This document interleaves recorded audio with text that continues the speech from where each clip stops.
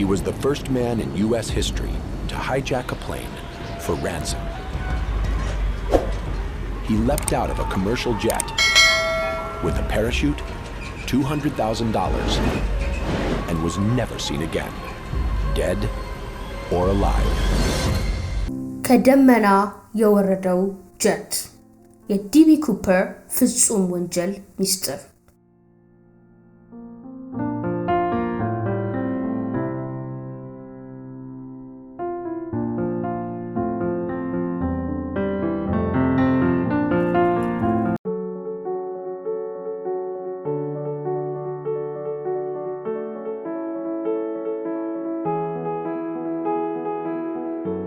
አሜሪካ የገና በዓል ዋዜማ በሆነው በዚያ ቀዝቃዛ ምሽት ታሪክ ይለወጣል ብሎ ማንም አልገመተም።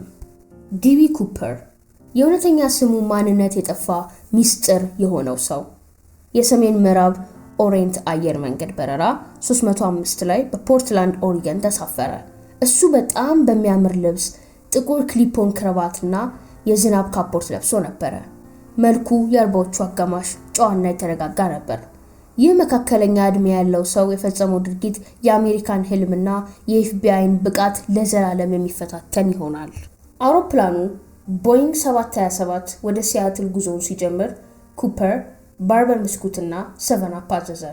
ከዚያም የበረራ አስተናጋጇን ፍሎረንስ ወደ መቀመጫው ጠራት። በትህትና የሰጣት ማስታወሻ የሚከተለውን መልእክት ይዟል። ቦምባን ሻንጣን ከፍተህ አሳየኝ ካልሽኝ ሽቦችና ቀይ ሲሊንደሮችን ታያለሽ። የበረራ አስተናጋጇም በድንጋጤ ወደ አብራሪው ክፍል መልእክቱን አስተላለፈች። የኩፐር ጥያቄዎች 2 ናቸው። 200,000 በጥሬ ገንዘብ በ$20 ኖትስ ብቻ፣ 4 ፓራሹቶች፣ 2 ዋና እና 2 የመጠባበቂያ። ሲያትልም ሲደርስ አርፎ መለቀቅ። ጥያቄዎቹ ተሟልተውለት ሁሉንም ተሳፋሪዎች በሰላም ለቀቀ።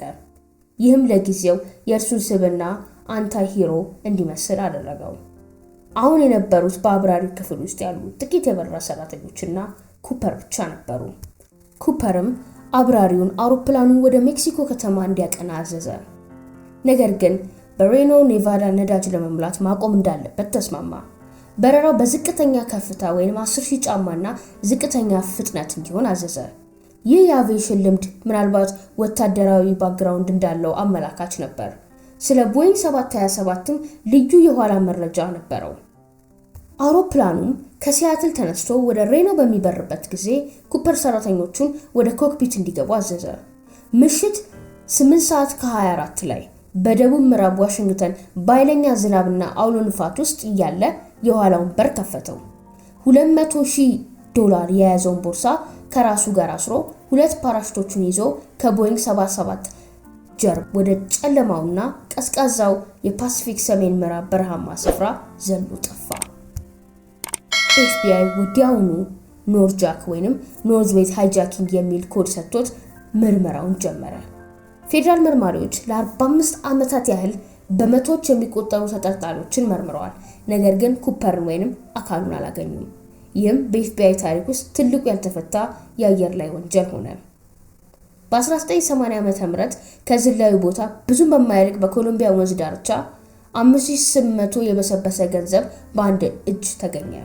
ይህ ገንዘብ ከኩፐር የተሰጠው ገንዘብ ጋር ተሳምዶ ነበር። ይህ የሚያሳየው አብዛኛው ገንዘብ ማለትም 194,000 በላይ አሁንም የጠፋ መሆኑ ነው።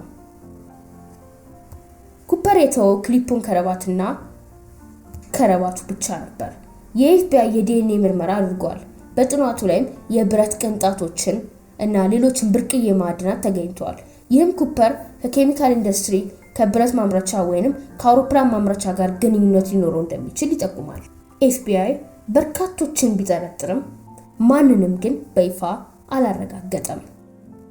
የዲቢ ኩፐር ወንጀል የአቪዬሽን ደህንነትን ታሪክ ለዘላለም ለወጠ።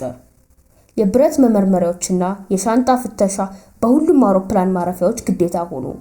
ቦይንግ 727ን ጨምሮ ተመሳሳይ አውሮፕላኖች ላይ በበረራ ወቅት የኋለኛው በር እንዳይከፈት የሚያግድ ኩፐር ቫን የተሰኘ መሳሪያ ተገጠመ።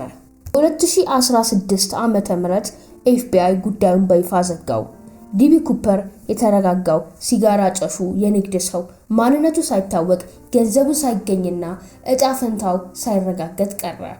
የመጨረሻው ድምዳሜ ዲቢ ኩፐር በአሜሪካ የሕግ ማስከበር ታሪክ ውስጥ ብቸኛው ግለሰብ ሲሆን አውሮፕላን ጠልፎ ገንዘብ ተቀብሎ በፓራሹት ዘሎ ጠፍቶና ለዘላለም ከፍትህ የራቀ እሱ ብቻ እንደ ፍጹም ወንጀለኛና የዘመናችን አፈ ታሪክ ሆኖ ቀጥሏል።